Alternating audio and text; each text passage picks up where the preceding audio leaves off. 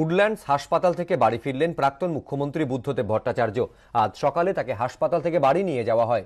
চিকিৎসকেরা জানিয়েছেন আপাতত বাড়িতেই চলবে চিকিৎসা। গত 9 ডিসেম্বর তিনি হাসপাতালে ভর্তি হয়েছিলেন।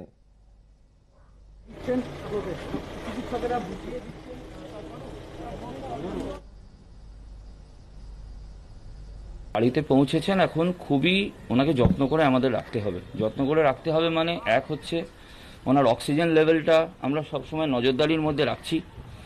বাইপ্যাপ চলবে এবং অনেকটা বেশি সময়ই চলবে, দিনের মধ্যে বাইপ্যাপ চলবে বেশি সময়, বন্ধ থাকবে কম সময়। এবং তারপরেও যদি দেখা যায় যে কোনো সময় অক্সিজেন ঘাটতি বেড়ে যাচ্ছে বা কার্বন ডাইঅক্সাইড আবার বাড়ছে, তাহলে আমাদের ওষুধপত্র বাড়াতে হবে। বাড়িতে ওনার নন ইনভেসিভ ভেন্টিলেশন বা বাইপ্যাপ সেটা কিন্তু চলবেই। আমরা অ্যান্টিবায়োটিক্স দিয়ে রেখেছি, যেগুলো স্টেরয়েডস ইঞ্জেকশন ছিল সেগুলো আমরা ওরাল করেই দিয়েছিলাম কাল থেকে, এখনও চলবে। আস্তে আস্তে তার ডোজ আমরা কমাবো। ঘরে তো ওনার আগেও উনি বাইপ্যাপে থাকতেন, বাইপ্যাপ ওনার লাগেই, তো ঘরে BiPAP machine, oxygen concentrator, pulse oximeter এগুলো যেরকম থাকবে এগুলোই রাখা। আর এরই মধ্যে শুভেন্দু অধিকারীর সঙ্গে কৈলাস বিজয়বর্গীয়র ফোনে কথা হয়েছে বলে জানা যাচ্ছে। শুভেন্দুকে জন্মদিনের শুভেচ্ছা জানিয়েছেন কৈলাস বিজয়বর্গীয়। শুভেচ্ছা জানিয়েছি, তবে রাজনৈতিক কথা হয়নি, এমনটা জানিয়েছেন কৈলাস। 4 মিনিট দুজনের মধ্যে কথা হয়েছে বলে সূত্রের খবর।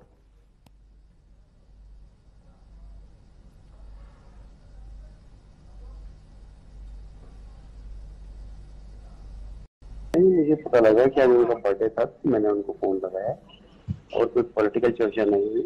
मैंने खाली उनको शुभकामनाएं दी। मैंने शुभकामनाएं कि भविष्य में कहीं पर भी रहो, स्वस्थ रहो, मस्त रहो, प्रसन्न रहो, इतना चाहे।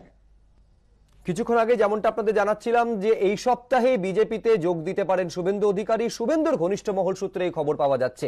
আর এ নিয়ে তৃণমূলের দিকে কটাক্ষ ছুড়ে দিয়েছেন প্রদেশ কংগ্রেস সভাপতি অধীর রঞ্জন চৌধুরী। তৃণমূল থেকে বঞ্চিত, তৃণমূল থেকে অত্যাচারিত হয়ে, তৃণমূল থেকে বিতাড়িত হয়ে একটা তৃণমূলেরই নেতা যে মুর্শিদাবাদ দখল করে দিয়েছে, তৃণমূলের হয়ে অন্যায়ভাবে মালদা দখল করে দিয়েছে, পুলিশের সাহায্য নিয়ে সন্ত্রাস করে। আজ নিশ্চয় তার অনুতাপ হওয়ার কথা যে পদ্ধতিতে মুর্শিদাবাদ মালদা তিনি দখল করেছিলেন সেটা কখনো একটা সৎ রাজনৈতিক ব্যক্তিত্বের পরিচয় হতে পারে না। নিশ্চয় তার মধ্যে এই আফসোস হবে বলে আমি বিশ্বাস করি। বাকি তার নিজের রাজনৈতিক পথ নিজে বাঁচবেন। সাথে থাকবো না রে, পুরুলিয়া যাচ্ছি। তাই কবে ফিরবি রে দিদি? কবে না, কখন? 1 ঘন্টা। পুরুলিয়া, দীঘা, বিষ্ণুপুর ঘুরে মালদা হয়ে 8টার মধ্যে ব্যাক।